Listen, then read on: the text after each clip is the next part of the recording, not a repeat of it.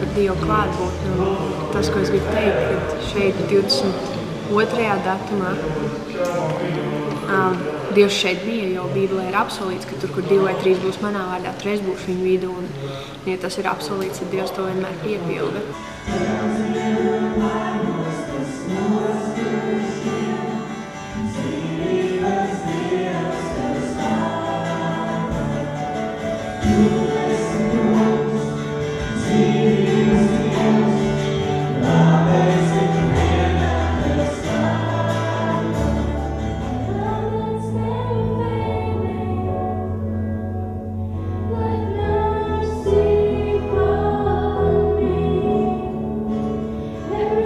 Bija pirmo reizi tāda iespēja, ka tu vari slavēt tāda non-stopā, kad nav nekādas pauzes lielās, un tad bija forši. Arī patīk tas, ka bija salīdzinoši kolektīvi, viss tās gaismas un viss, ko es tur taisīju, bet arī pat laikā, kā jūs teicāt, vienkārši.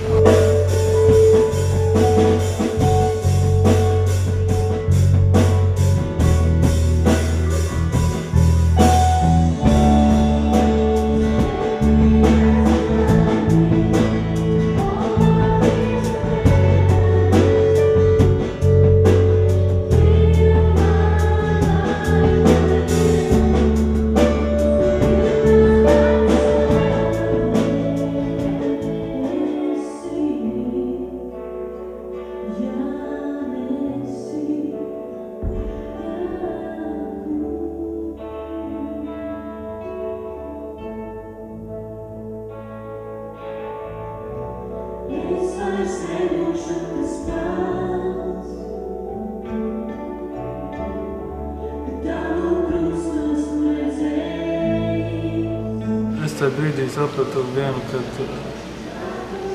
cik daudz vairāk man ir jāpazina. Cik daudz vairāk man jāpazina Dievu priekšā. Tas man lika tas lika riktīgi domāt, pārdomāt patiesībā, kas ir slavēšana. Spēlēt kopā, apstoties blakus stāvošiem, apstoties uz priekšā. Sāc domāt, kas tad tas ir? Kāpēc tas tā ietekmē cilvēkus? Kāpēc tas tā maina? Redzēju, ka šeit bija ienākuši arī kādi nekristieši, ko es pazinu, un es reāli redzēju, kā Dievs izmainīja viņu dzīves tajā vakarā. Kad arī viņi nepalika neaizkustināti, ka viņa acīs bija asaras. Man liekas, tas ir tas svarīgākais, kad mēs arī caur pielūgsmu varam aizsniegt nekristiešus.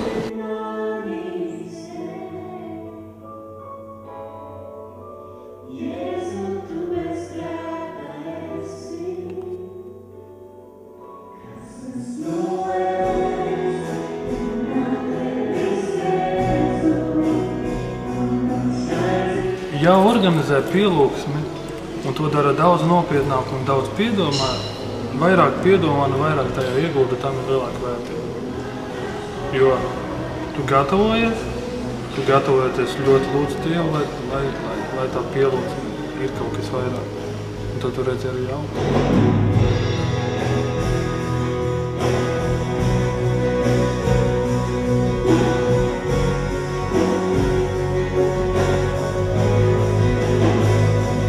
Tad, kad tu reāli esi pats iztukšots, tad īstenībā tās sajūtas, ka tu nāc pielūgsmē, ir tādai daudz iespaidīgāks. Un kad tu redzi, ka džeki raud, nerunājot par meitenēm, tad negribot, pašam arī īstenībā bija tā, ka tajā visā nogurumā, kas bija tajā brīdī un tukšumā, tu arī reāli sāc raudāt, un tad īstenībā tu tāds sajūties, ka Dievs reāli tev piepilda.